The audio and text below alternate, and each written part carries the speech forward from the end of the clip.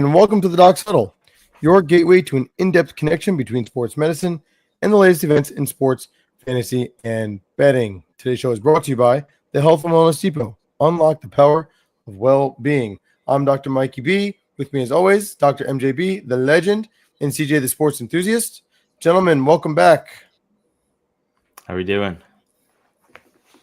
All right. So listen, I want to apologize to everyone who has to listen to my voice as I have been trying to get it back. I lost it a few days ago, and it's slowly coming back. So I will only be doing what speaking I have to when defending my picks here today as we go over our first fantasy football show of the year, 2025. This is going to be our 2025 quarterback rankings. In years past, my list has not been warranted as a good list, but this year is different. 2025, we're seeing big things, baby. Okay. So with no further ado, I'll go ahead and throw my list up there so we can critique it. Ladies and gentlemen, this list is guaranteed, okay? Guaranteed. By who? By your boy. All right. First up, I have Lamar Jackson, okay? Last year, 4,000 yards passing, 41 passing touchdowns, 4 rushing touchdowns to give you a total of 45 TDs. If he's not your number one ranked QB, I don't know who is, because I don't see that slowing down at all, especially with a better defense. And he'll have more opportunities to put up some gaudy numbers. Rolling, we have number 2, we have Josh Allen, last year's MVP. I think that he builds off what he did last year. I think he has more continuity with his weapons this year, putting him in a prime position for that. Probably one of the ultimate dual threat quarterbacks in our league, along with Lamar Jackson. So I have them 1 and 2. Now, I'm big into dual threat quarterbacks because obviously you get, the benefit of both rushing touchdowns, rushing yards, passing touchdowns, passing yards. But I could not disregard Joe Burrow. Okay. Joe Sleepy Burrow. He had 4,900 yards passing, 43 passing TDs. And 2 rushing TDs. You didn't think he had it in him, but he does. 2 rushing TDs to give him a total of 45 TDs.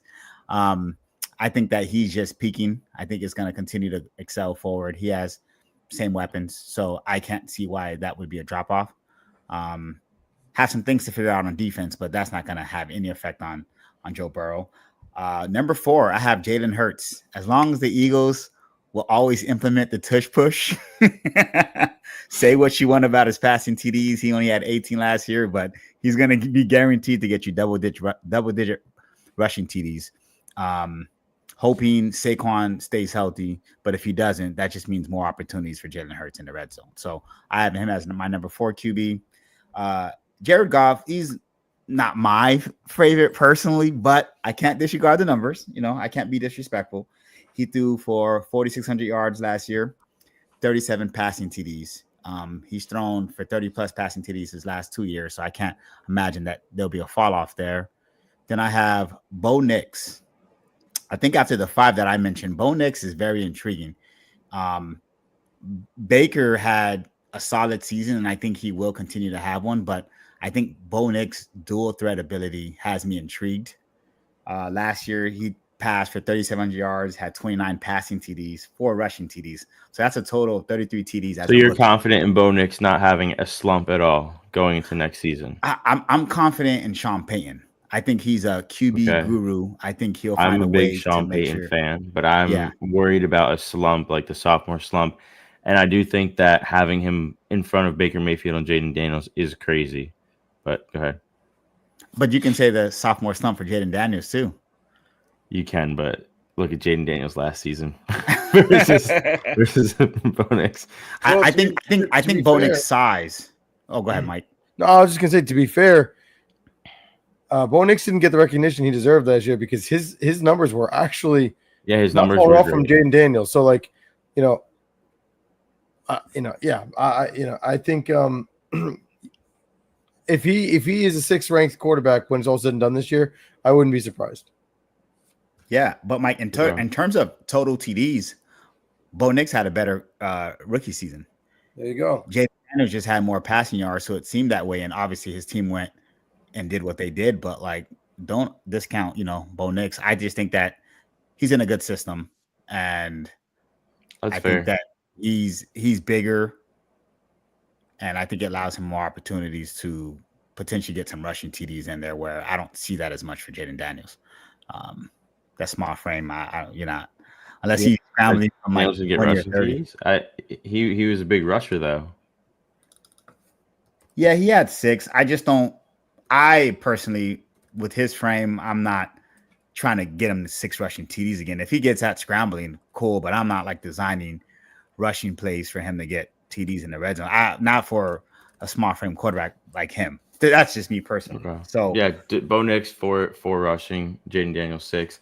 I don't disagree with you though. Bo Nix did have more overall. He had 29 TDs actually, right? One more than Josh Allen. So that is saying something. Mm-hmm. Okay. And then Baker Mayfield. The only reason he's 7 on my list is because he had a huge breakout year last year, right? He 4,500 yards passing, 41 passing TDs, 3 rushing TDs, for a total of 44 touchdowns. That's ludicrous. That's a great season. But since I haven't seen him put up numbers like that consistently, it was hard for me to be like, you know what, I'm going to put him in my top 5, top 6 quarterbacks, just because I haven't seen it consistently. But that doesn't mean he can't replicate what he did last year, because they still have a lot of weapons on that offense. Jaden Daniels is number 8 for me for all the reasons you mentioned, Chris. I think he will build off that rookie year, and they have more weapons now, so there's no reason not to believe that. I have Dak Prescott. Dak is number 9. Say what you want, man. You know, Cowboys this, Cowboys that. Supposed to be America's team, but listen, Dak will put up numbers. That's what he always does. You add in George Pickens along with that offense, I can't see why he's not slinging the ball around. Yeah, I know he had that hamstring avulsion injury last year, but he's been cleared. He's full in training camp, so I imagine that he'll hit the season rolling. And then Caleb Williams. Listen, I had trouble with my number 10 slot. There's plenty of guys that could have went here, but Caleb Williams has every reason to succeed. Like, that offense is stacked. You're talking about DJ Moore, Roma Dunze, Luther Burden, Cole Kmet, Colston Loveland. Like, I don't see why he won't be putting up some gaudy numbers. So if he doesn't, that's more either pass protection was terrible or coaching, or we'll actually find out the truth about Caleb Williams, right? If he's their franchise quarterback or not. So I put him in at 10 because I expect him to have a big season. What do you guys think? Yeah, he made my list too. I think he's got Ben Johnson coming in. I think that's going to change the dynamic of the offense. And I think that their offseason picks in general between their offensive line and their receiving core, the whole team, they tried really, really vamping up. So you'll see my list. He did make it for the upside that he should have this season. Okay. So overall, you like my list? I do like your list. I'm going to say it now. There's one thing missing on my list, but I'll get to it there. But no, I like it. I think that I think Baker Mayfield and Jaden Daniels both could have a really good year to jump up higher in this the list overall. But it's a good list. I mean, you know. Yeah. Honestly, I love the list. The order, is good. I would maybe make some changes based off of my opinion on certain things, but at least the top 9 for me are legitimate. And I think that anyone who's listening here, if you're in a 10-man league, right, you should be taking one of these top 9 players. The thing with Caleb Williams for me, everything that you said is correct in regards to he's in a great place to succeed. However, I don't think it's going to happen. Caleb Williams? I just don't. And I know that it's just training camp. And, I was very skeptical with the sophomore slump and, and multiple guys on those lists. I think, but he's not even slumping. He never got there to slump. He's still, you got to get up to come back down. He never got up, bro. I think that you're going to look at a mediocre game manager type season. and the success of that team is going to be built off of their running game and their defense. And I just don't think that from a fantasy perspective, we're going to see the types of numbers that we'd hope. I think that from an overall quarterback perspective, he may do decent, but I don't know. I don't know if we're going to see the fantasy production that we're hoping for, out of him. But that's my opinion. I hope I'm wrong because I want to see him succeed. I think that if he does, it's going to be extremely exciting to watch. I just, have you seen some of the tape on him in training camp? Bro, it's ugly. Yeah. See, well, for me, it's like the 9 you mentioned are like proven commodities. I guess for 10, man, when I was looking at 10, there's so many other ways you could have went, and you could have went with some more proven guys, but I just went on potential, so there, I at least had 4 or 5 guys that I was debating for that 10 slot, but I was like, man, who's surrounded by the most? And I thought it was Caleb. I can't, and listen, and I get you. I can't justify, and again, I understand that statistically he was not good last year. It was his worst season that he's played statistically, but I don't foresee it being that bad again last year. Where I don't think that Caleb Williams is going to outperform Pat Mahomes, who didn't make the list. Oh yeah. I was going to bring that up. Yeah. So that's why I said I like your top 9, but I can't justify in my head, hey, I'm going to take Caleb over Pat Mahomes if I'm the 10th guy drafting my starting quarterback in a 10 or a 12-man draft. I just don't see it. But I understand the upside. And listen, if Pat Mahomes has a statistical season like he did last year, dude, you're going to look like a genius taking Caleb Williams over that. I mean, you really are, because he was awful in fantasy last year, quite frankly. Statistically, he was no better than Daniel Jones for the first half of the regular season last year. I mean, however, but it wasn't just last year though. It was the year prior to that too. Like both 2023 and 2024, Patrick Mahomes has not had good seasons. I don't disagree. So it's like I don't know what Patrick I'm getting this year. So that's frustrating. No, and you're not wrong. It is frustrating. Basically what I'm saying is I'd rather roll the dice on Mahomes than I feel comfortable rolling it on Caleb Williams right now. That's fair. No. So, I guess I'll jump in here and go next while I still have a voice. All right. So here's my rankings. Okay. Now, if anyone watched the show last year, and if you haven't, don't worry. I'm here to remind you. The champ is here, and the champ is speaking. Oh my god! Look at it in the show now. Yeah, end it now. I just need to remind everyone. What did the champ say last year? Oh my gosh! And I'm going to say it again. When we draft fantasy quarterbacks, we're looking at the dual threat quarterback. Why? Because we don't give a shit if they win games. What we care about are the stats that they put up in fantasy, right? So you can make that argument with Caleb Williams, but like I said, I don't actually think his statistical prowess is going to show like the other 4 horsemen here, which are going to be Lamar Jackson, Josh Allen, Jaden Daniels, and Jalen Hurts. Now, the only one of those 4 that I caution you with, I believe, is going to be Jaden Daniels this year because of what we said. He had great production last year. What is it going to look like next year? Is he going to slump? I will tell you this. I do not have faith in that Washington Commanders defense. Therefore, I believe that he's going to have to sling it, and they're going to be very aggressive on offense in many games because I don't think that they're going to be playing with many, many leads in this year, which I'm going to get into how I analyze some of the other players with that thought process shortly. Therefore, I think that statistically, from a fantasy perspective, you still are likely going to have good production out of Jaden Daniels, even though overall production from a win stat column may not be where we wanted to be for him this year, even if he does slump a little bit. Lamar Jackson for me is king. I think that he is tier 1, and then everyone else is afterwards. I said that last year. I stood by it. I drafted him early. I'm a huge Lamar fan. Outside of fantasy, in fantasy, he's my favorite.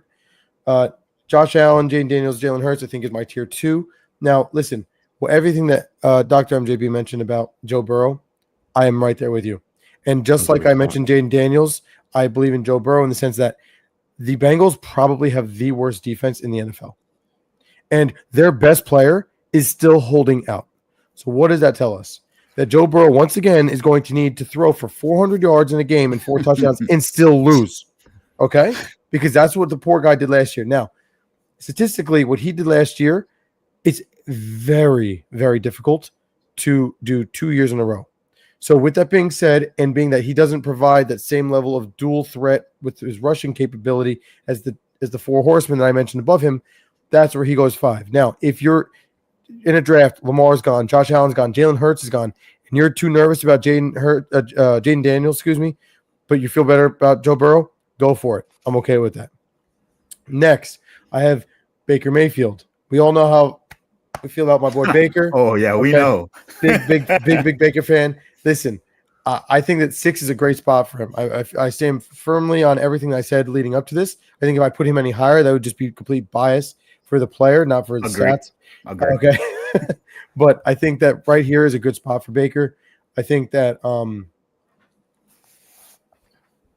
he produces very well again. My bigger concern is not so much the production that he's going to provide you, but no offense, Dr. MJB, he's in an absolutely garbage division in the NFC.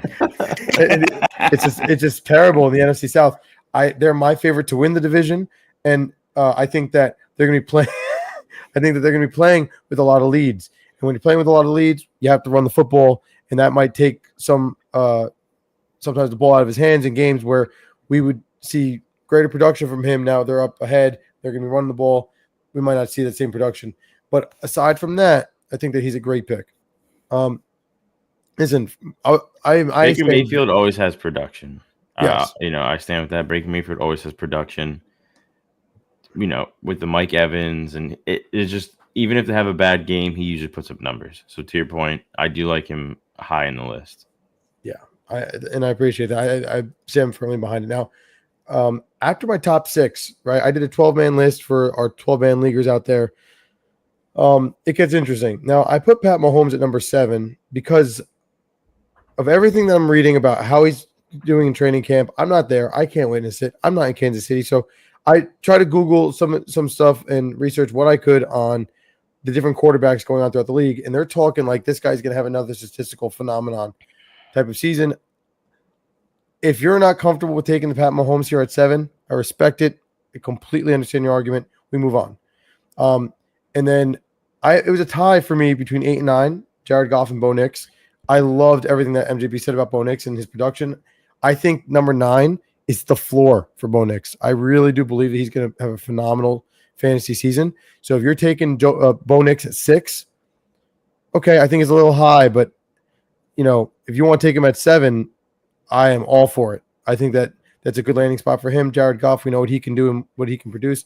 I think he's a safer back end of a 10-man league pick. If he goes earlier than that, I think it's a reach. Dak Prescott, completely agree. I think he's going to just give you great statistical numbers. There's going to be moments where he puts up 40, in a week, and he's going to win you a football game. And then there's going to be other moments where he might only give you 15. So, there's going to be a lot of ups and downs with him, but I think that with the addition of George Pickens at the wide receiver position, I think that that's going to pay a great deal and help CeeDee Lamb, where one of the two of them are going to help Dak really rack up those numbers. And then the 11 and 12, I think, we're really getting into an area where you don't want to be picking a quarterback at 11 or 12. So that's my thing. If you are in a 12-man league, this is my honest opinion. Okay, like you're gonna have different strategies. Some people strategize, say, "Nah, I'm gonna fill up everything with that wide receiver, at running back, the tight end, and then I'm just gonna get a quarterback in the later rounds." Yeah, I've never drafted that way. I've won fantasy football numerous times. Don't do that. Okay, just don't do it. We know. We know. Right. So I can only suggest to you that you do not do that. Listen, ladies and gentlemen, these two right here would not be acting the way that they are if it wasn't the truth. So number 11. Hey, listen, 12, I was reigning champ first year of our league. Just throwing it out there. Fair enough. Fair enough. Listen, everyone out here is a former champion, so we're all giving good advice. But Justin Herbert, Brock Purdy, I think that they're going to give you some production. I'm expecting a lot more out of Justin Herbert this year, from a statistical standpoint. So I think that this is the year where, from a fantasy perspective, he might give us some juice that we've been waiting for. So fantasy owners that have had him in the past, you're hoping that he gives you great production and just isn't there. This could be that year. That might be a guy that I select on the back end as a backup quarterback and then hold on to him. And if he produces, I got him. Versus me making him my number 11 or my number 12 selection. Like I said, if you don't get one of the top 10 in my book on my list, you might be in trouble. So just real quick about the Justin Herbert, since we were talking about him, if he only played 13 games in 2023, but if you averaged that out for a 17-game season, last year was his career low in attempts. So, like, that scared me. Like, that lets me know Jim Harbaugh is going to run the crap out of the ball. Yes, and I think that the strategy. I'm like, I don't know changing. if I'd have him higher up. That's why I like where you have him. And then the last 3 seasons, he's never thrown more than 25 touchdowns. So, like, that's why I'm like, it's kind of scary there. He has all the potential in the world to do more, but I don't know if his team believes that they want him to do that. Like, you know what I mean? It's not that he's incapable of doing it. They just prefer their run first heavy team. That's always been Jim Harbaugh's MO. I'm surprised you actually have Pat Mahomes over Jared Goff. That was interesting. So I think that Jared Goff is going to have another great year, but I'm afraid that with the loss of Ben Johnson, yes, that's what I'm afraid of. That's why he's leaving my list. Right? I think that he's still going to give you good numbers. But I'm afraid that some of the production may fall off. So as a result, I let him slide a little bit. And that's why I said, like, it was a tie between Bo Nix and Jared Goff. If you told me that you want to take Bo Nix this year over Jared Goff, I'm cool with it. Like, I'm not going to, I gave Jared Goff the edge here just because of experience. But if you take Bo Nix over him and you're going with potential, I am all on board. You got me sold. Do you disagree with the loss of Ben Johnson, that you don't think there might be a small slide in production fantasy wise? No, it definitely is possible. No, I think so. I do. It actually worries me. He had his best season last year, but that does worry me. Yeah. No, and he very much well could. I just think, I know they lost their offensive coordinator. They just have such a solid team that I think they'll find a way to make it work. Yeah, no, I don't disagree. It just, so, I mean, again, listen, this is based off of not my feelings per se. Like, this is what I feel, but based off of not only the eye test, but what statistics say. If I'm going to sit here and tell you, gentlemen, that if I'm picking the 7th quarterback, which I won't be, but if I was, like, am I going, like, well, I value, people value things differently. I tend to value this position more than I think a lot of other people that play fantasy football. And that's okay. I'm not saying that I'm going to draft a quarterback in the first 2 rounds. That's asinine. I'm just saying that, like, I don't like to let myself fall to this, to say the 7th in a 10-man league.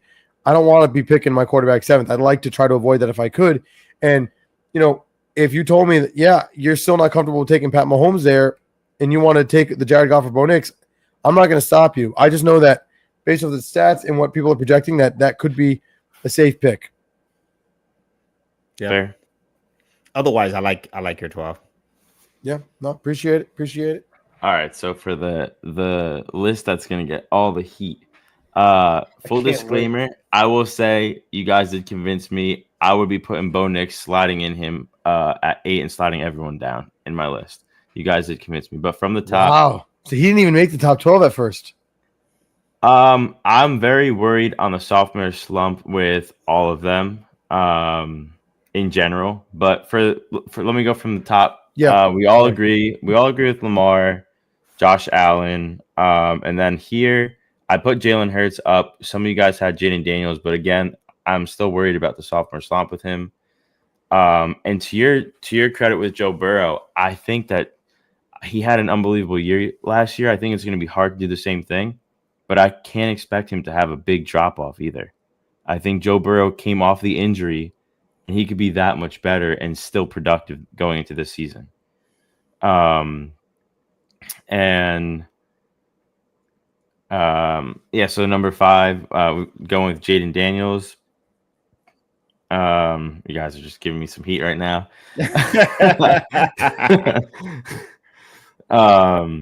And then I like Patrick Mahomes. The last 2 years he came in, it was either 11th and 13th in fantasy, or vice versa, and he had an off season. I had him in one of those 2 years, and it was painful. However, he had a banged up offense. I think he has a bounce back year and a lot of production. Were you reading about what I was reading? Yeah, I think that the whole team was banged up. I know it wasn't just last year, but last year, that is why I think his production slid a lot. So I do think he's going to have a bounce back year in fantasy overall. I followed it up with Baker. Baker just seems to always have some sort of production. Last year, I think he was my second quarterback in my whole team, and he became my starter because he was more consistent. And I'm pretty sure the other quarterback I had that's not on my list right now, for the reason being, was Dak. There was weeks where I got 8 points with Dak, and then weeks where I got 40. So the consistency kills me with Dak. That's what I was saying before. Yeah, the consistency killed me. Like, there was weeks where I lost all because of him, and weeks because I won because of him. It was the consistency was brutal. So it was really hard to just, pick the consistency. Whereas I'm sure I'm going to get some heat now. Whereas I think Brock Purdy gives you somewhat consistency. You're not going to get week to week, unbelievable numbers, but I don't think you're going to get under 10. So that's more like a safe pick. Your favorite, I know both of you love Kyler Murray. Not more than you. For this, the simple fact of the dual threat, I think that he's going to have a great fantasy year. He's coming back. No, I'm not saying consistency. I'm saying dual threat, legs and throwing. He's coming back. I'm telling you right now. It's all right. Bring the heat. Jared Goff.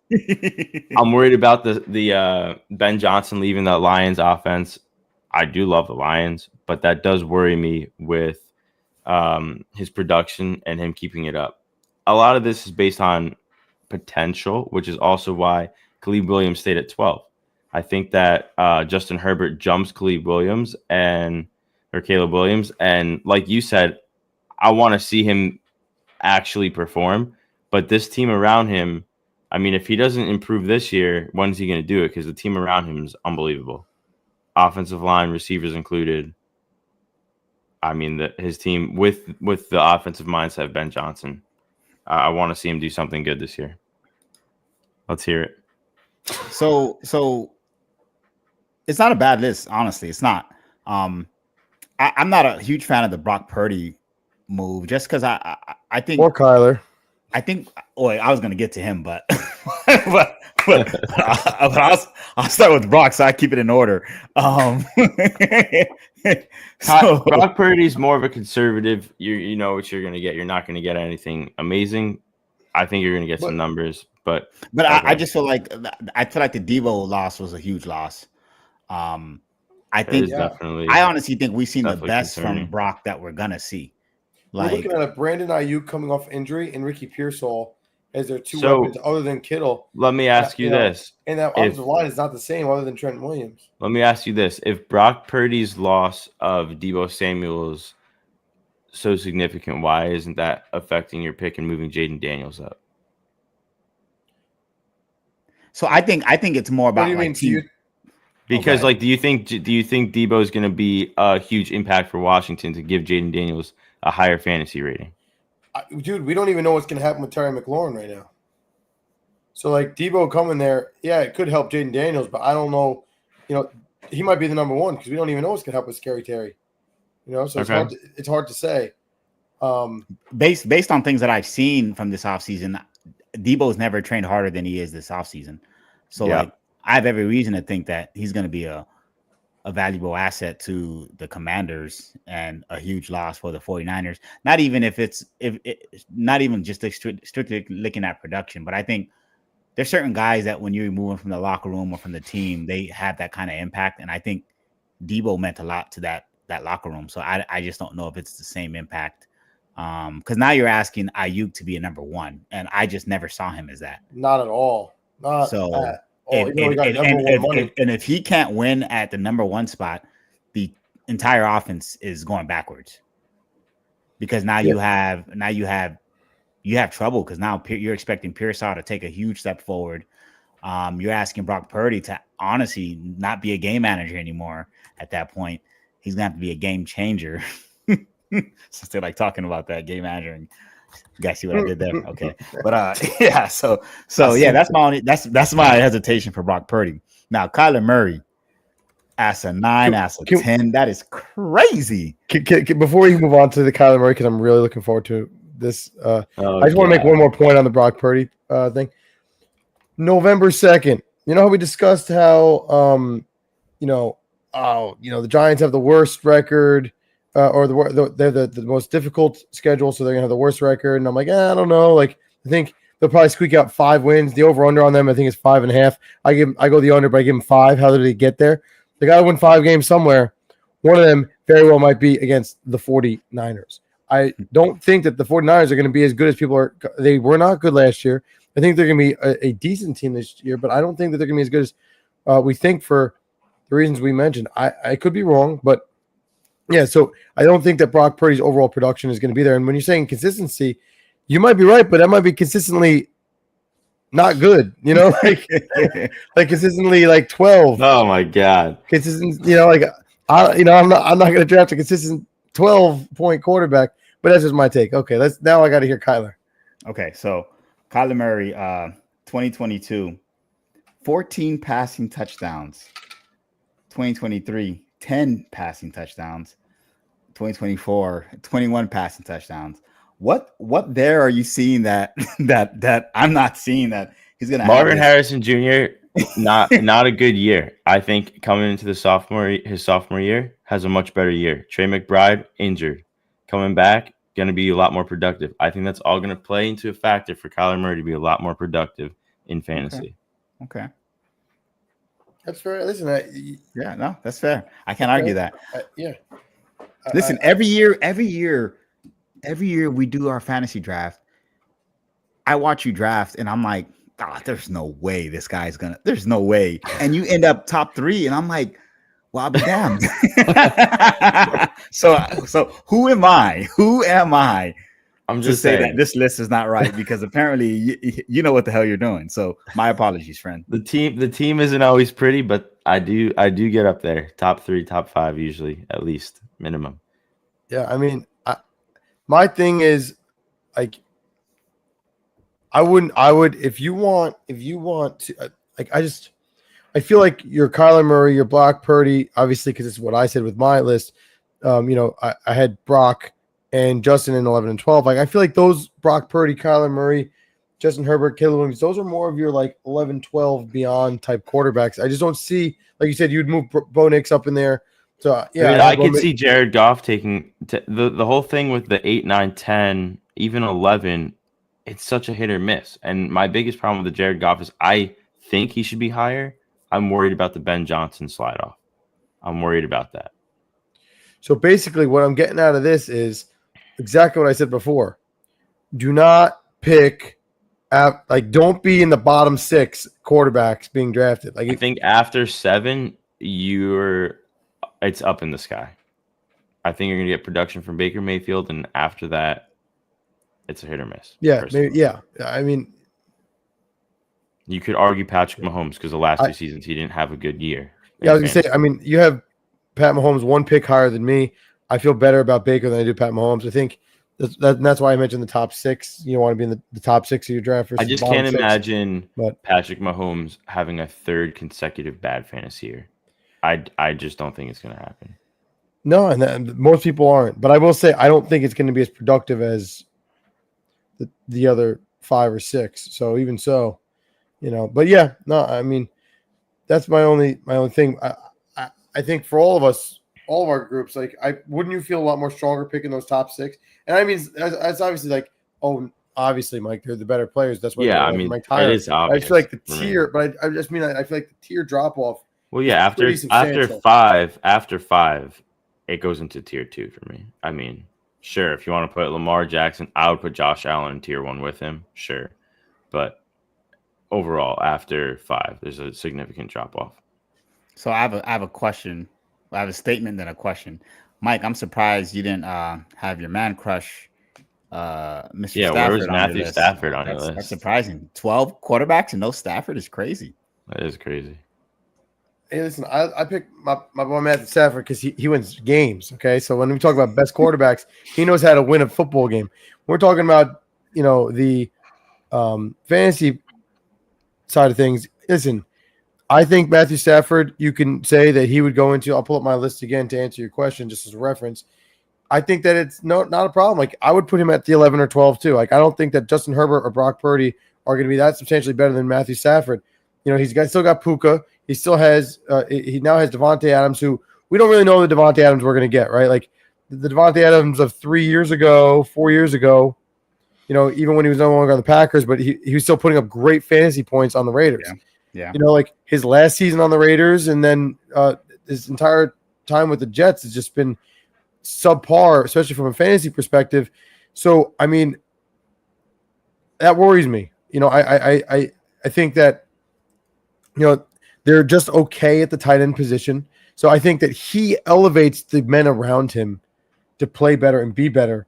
But when you're looking at from a fantasy perspective, that elevation can only go so far. It can elevate them to win games, but is that going to make someone, an unbelievable receiver or weapon that's going to put up crazy, quarterback stats? I don't know. And I also think that, they just extended Kyron Williams to that three-year deal just a couple days ago. Like they hold a lot of value in that, man. Like they're going to run the football. That has been become more of their identity. They want to keep Stafford off his back. So I think that overall, the quarterback play to win football games is going to be fantastic. When you talk to me about fantasy production, that's where I would still have him as your, second string quarterback. Let's see what it looks like. And then if it blossoms into something big, then you got something. But I'm not going to juggle and put him in my top tier because you don't know what you're going to really get fantasy production wise. That's fair. Okay. So then I have one more question too. And, okay. Oh, Go ahead. All right. You want to go first, Chris? Yeah, I want to go first. Okay. It's for you, actually. Oh. So all right. Somehow, some way, you think the Carolina Panthers are getting to the playoffs? 1,000%. So where's Bryce Young? How'd they get in there? How they scoring these points? Well, if you must ask, we first of all, we're gonna run the ball. We're gonna run the goddamn ball. Okay, that's So it ain't gonna be Bryce Young not gonna be Bryce Young that gets in there. So that's what we're gonna be doing first. We're gonna run the goddamn ball. Secondly, I do think that I think it's gonna be a better year for Bryce. I think a damn better be 15 touchdowns.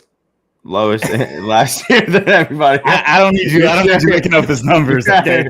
Trying to give me a hard time with my quarterbacks. Bryce Young has got the lowest numbers. I'm fully aware of what Bryce didn't do last year. Okay, I'm fully aware. But I think that he's gonna have a better season. But nothing warrants anything he's done in the past for me to even put him in my top 10. Right? Like that'd be crazy to say. I do think that he'll have a better season than he did last year, but I can't justify putting him there. I do think overall as a team, we're better than what we were last year. And I don't know. I went to a fan fest. For those that don't know, it's, Panthers Fan Fest is pretty much a glorified scrimmage at the Panther Stadium. And that was on Saturday. And team looked good. I mean, obviously they're playing against each other, but even today against the Browns during the joint practice, like Bryce looked good. So I'm optimistic. The division's bad. The only team that I feel like we really, really have to compete with would be the Bucs. Atlanta has a good team, but I'm not fully sold on their quarterback just yet. So, yeah, I think there's potential. There's reason to be optimistic, So, all right, yeah, fair, okay. But yeah, so what I was gonna ask was we'll do a quick round robin. Give each of you a quick minute to explain a sleeper that isn't included on your list. One At person from a team at quarterback. Yeah. At quarterback. A sleeper that you like that you aren't sure what he's going to give you, but for the viewers not to sleep on. While you guys are looking yours up, I'll go first. Okay. Mine is CJ Stroud. So you think he's going to have a bounce back year? Yeah, I think he had a sophomore slump. He's not on anyone's list. I think they double dipped that receiver during the draft. Two guys I really actually liked from Iowa. I think that, yeah, he comes back with a vengeance and, ends up being in the top 10 ranking by the end of the season. Okay. You guys are going to think I'm crazy for mine. All right, let's hear it. And it can't be Stafford because we just talked about him. Can you imagine if that was the case? Stafford, I'd be like, this guy. No, well, just can't let it go. I just pleaded my case for Stafford, so I'm not going to say Matthew Stafford. I'll give you somebody else. Okay. Someone that you might want to pick one of the last rounds. You're like, yeah, I filled everything up. I'm not too sold on these bottom of the barrel running backs and receivers, and say, let me just pick a flyer. And you want to take a quarterback as a flyer? Anthony Richardson. I know who you're going to say, and you're absolutely out of your goddamn mind. The show almost ended there. About to end with what you're going to say. JJ McCarthy. Okay. I think that you can't forget. You can't forget he's got Jay Jetta. Okay. Right? I like it. He got right. I mean, right. Like when you got the best wide receiver, okay, in the league, Justin Jefferson. Then you have a top 5, maybe, definitely top 10 tight end in Hawkinson. Okay. Jordan Addison, when he's not in jail, he's a good receiver. So, you know what I mean? Like when these things come to fruition, when that guy's back after week 3, right? Like, because we know that he ain't. And let's not forget about Kevin O'Connell being an unbelievable. And that's where I was going next. Thank you, coach. 100%. So when this guy's got the weapons, okay. And, I mean, listen, Jordan Addison, when he comes back from jail, he's going to be good. I mean, so JJ's got 3 weeks to get the ball rolling here, and then he's got 2 sub receiver weapons, a top tight end in the league, receiving tight end at that, and then you got the quarterback mastermind and Kevin O'Connell. Dude, I think he has potential to have a good season. If we saw Bo Nix do it, Sean Payton, we saw Jaden Daniels do it with Cliff Kingsbury, I don't see why we can't see something like that of JJ McCarthy as my sleeper. Yeah, that's fair. It's a good pick. I think I got to do it. Wait, who did you think, Chris? Who did you think I was going to take when you're like, oh, I know who it's going to be and the show's going to be over? Who? Well, I heard a J coming out, and I thought you were going to say Justin Fields, and I was going to fire you here and there, and that would have been the end of that because there's no way. I haven't been drinking. There's no way. That's just crazy talk. Whoa. You know what? You pleaded your case. I'm pleading my case. I want to pick Matthew Stafford. I think that we're going to see. I don't care. I'm pleading my case. I'm doing it. There's no rules. I'm pleading my case. There it is. Dude, Puka, and I don't see, sure, Devontae Adams 3 years ago versus last year. Okay, fine. But you also got to realize he's coming into a team where he doesn't need to be the number 1 receiver, where Puka could be the number 1, and he can get so much production with Matthew Stafford. I think that between that and the way that they're going to pound the rock, create passing opportunities, I think Matthew Stafford is going to be productive. 100%. I hope so. I think so too. I think it's just a matter of how productive from a fantasy standpoint. And that's where otherwise he didn't make my top 10, but he could easily jump right into that based off of the production he has. So I think that if you're not sure on the number 1 quarterback that you took, if you were at the bottom pack of the quarterbacks and Matthew Stafford is there as your second quarterback, unbelievable option. Yeah, I don't disagree with you at all. Yeah. What are your thoughts on that, Dr. MJB? No, I don't hate it. I mean, it came from Chris, so it's just as funny. Fair enough. Well, that was good. So we shared some of the sleepers. I want to end the show with one last segment here. I want to know from each of you, who's the one quarterback, and it can't be Justin Fields, that you would stay away from? So, like someone that you That was might gonna be think my question for you. is going to be someone that's going to be, oh, this person might be ranked higher up than usual, right? Pat Mahomes would have been a great option for the last 2 years. Who's someone that is going to be ranked a little bit higher that people might read on different draft analysis forums, and we're saying, yeah, he's getting too much hype, just like we all knew Anthony Richardson was not going to be what he was projected to be fantasy-wise when he was picked as some people's top quarterback in some leagues, and the guy was abysmal. So who's the guy that we want to stay away from? I mean, does he have to, like, when you say he's going to be top, like how high are we expecting? Because I got like whatever you think. Anyone who you think that might be ranked high on someone's board that you're like, yeah, stay away from this guy. It's fool's gold. I think Geno Smith. Oh, ooh, Who? I like that. Geno Smith. I think you have to stay far away from Geno Smith. I Wow. don't like that pick at all. I think Geno Smith is reuniting with Pete Carroll, so a lot of people are going to have this thought process in their head where, wow, he's going to be back with Pete Carroll. He's going to have all his production. I don't think that's going to be the case. I think it's going to be different. I don't think all the pieces are in place with the Raiders. I don't think it's going to be a good year for him. And I love Brock Bowers. Aside from Brock Bowers, I don't know. His production is something that I'm not a fan of. I would stay away from him. Okay. What Wasn't about you? expecting that, but okay. Jordan Love. I think it's time, man. You took mine.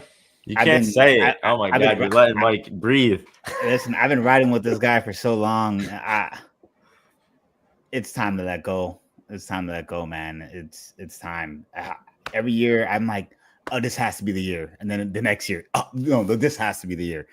This is not going to be the year. It's done. It's done. I think that he's off my board completely, man. I'm not. The transaction is complete. Thank you.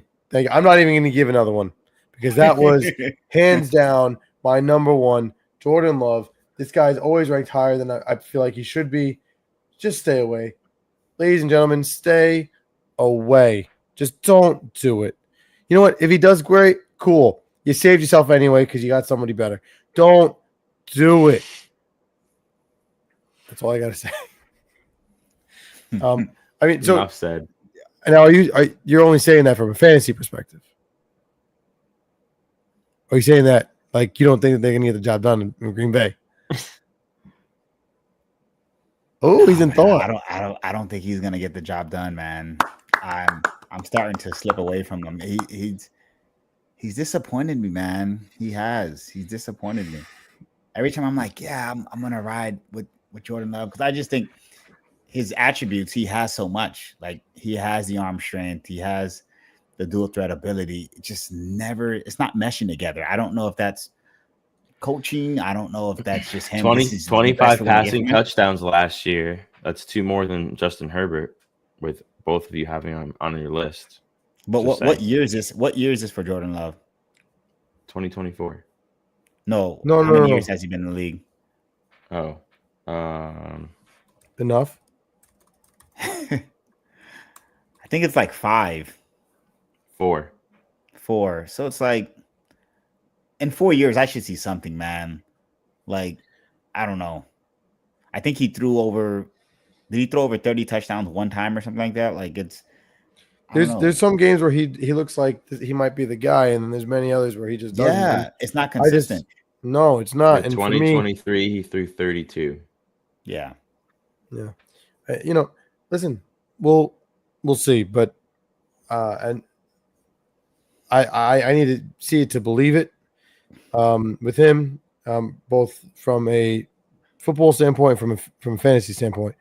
But yeah, that he is the guy that I would say stay far away from when drafting this year.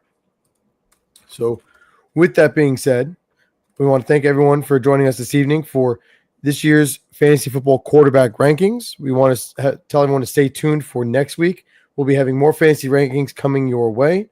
Until then, for CJ the Sports Enthusiast, Dr. MJB the Legend, I'm Dr. Mikey B. We'll see everybody next week.